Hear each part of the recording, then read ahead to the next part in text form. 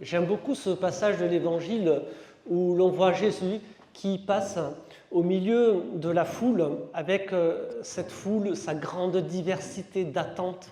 Voilà, chacun peut-être projette quelque chose sur Jésus.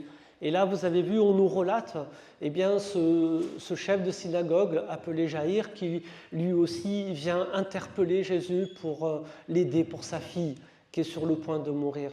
Et il le supplie de venir lui imposer la main pour guérir sa fille, pour que sa fille soit sauvée.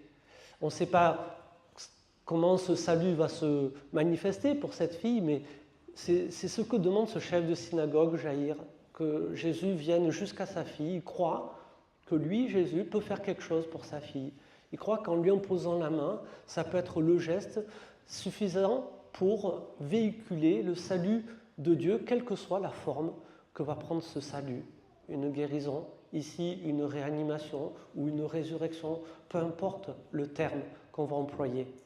Seulement, vous le voyez, Jésus, il va être un petit peu encombré sur le chemin là, de la barque là, pour aller à la maison du chef de Jaïr. Parce qu'il y a beaucoup de monde, peut-être un petit peu plus que nous ce matin, il y a un petit peu plus de monde, et Jésus ne peut pas circuler, on l'écrase là, il est dans la foule, vous voyez, un petit peu comme quand il y a le pape qui vient pour le GMJ, là, il ne peut plus circuler, peu cher, hein, tellement il y a du monde qui veut le voir, qui veut le toucher, qui veut le saluer.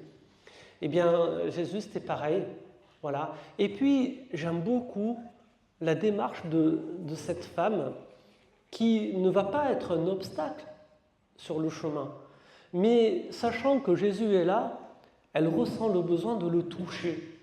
Alors, quand on parle de toucher, ce n'est pas simplement établir un contact physique comme je le fais avec toi, Grégoire, ou comme on peut le faire aussi avec Monique.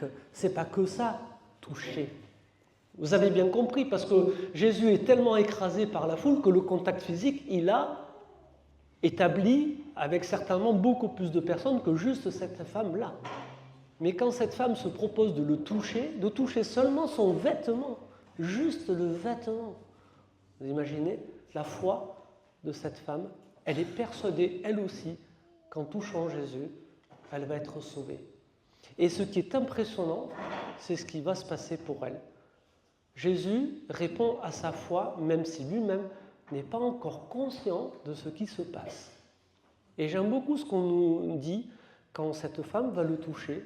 Jésus va sentir qu'on nous dit qu'une force est sortie de lui. Une force est sortie de lui.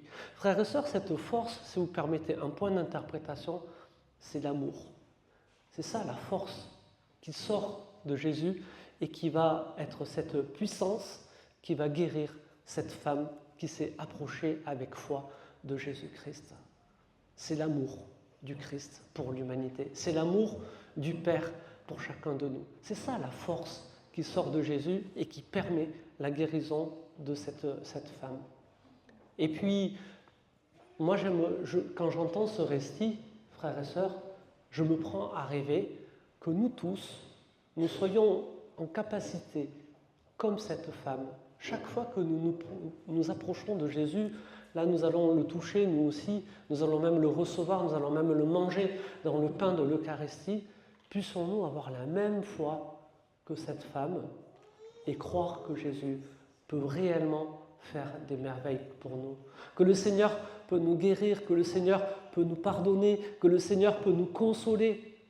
Toutes les choses difficiles de notre vie, de notre existence que nous avons subies, nous pouvons le confier, si vous voulez bien, à la miséricorde de Dieu, comme cette femme, pour qu'en touchant seulement Jésus ou en le recevant, nous puissions accueillir de lui cette force d'amour qui peut tout guérir, qui peut sauver.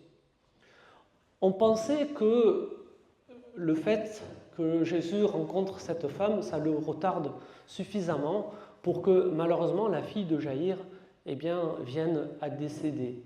Et là, vous avez vu, il y a les gens, les pessimistes de service, on en connaît tous quelques-uns, qui veulent dire « c'est trop tard, hein. À quoi bon déranger le maître ?»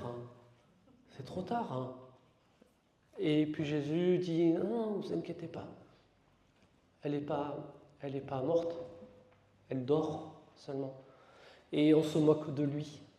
Mais vous voyez la puissance d'amour dont Jésus-Christ est porteur, elle est pour tous ceux qui veulent bien l'accueillir. Et Jésus va continuer le chemin, même s'il y a encore de la foule qui l'écrase, il va aller jusque chez Jaïr. Et il va aller prendre la main de cette fille pour lui dire Talitha koum, je te le dis, lève-toi. Et là aussi, nous contemplons, frères et sœurs, la puissance d'amour du Christ pour chacun de nous, pour l'humanité. Une puissance d'amour qui est capable pas seulement de guérir la femme hémorroïde qui s'est approchée de lui et qui a touché le pan dans son vêtement, mais qui est capable de redonner la vie ou de réanimer cette jeune fille qui apparemment était morte. Voilà la puissance d'amour dont nous sommes aimés de la part du Seigneur. Nous avons entendu dans le livre de la sagesse que le Seigneur est porteur de vie, que le Seigneur est puissance de vie. Eh bien oui, c'est cette puissance de vie véhiculée par l'amour du Christ que Jésus est bien venu manifester. Et ce passage de l'évangile de Marc nous en donne deux magnifiques illustrations, avec cette femme hémorroïde, avec la fille de Jaïr. La puissance de vie, elle est à notre service, elle est pour nous, elle est pour chacun de nous. Si, comme Jaïr et comme cette femme, nous savons nous approcher avec humilité et avec foi de notre Seigneur, pour nous aussi l'accueillir dans notre cœur et dans notre vie, tout le bien que je nous souhaite aujourd'hui. Amen.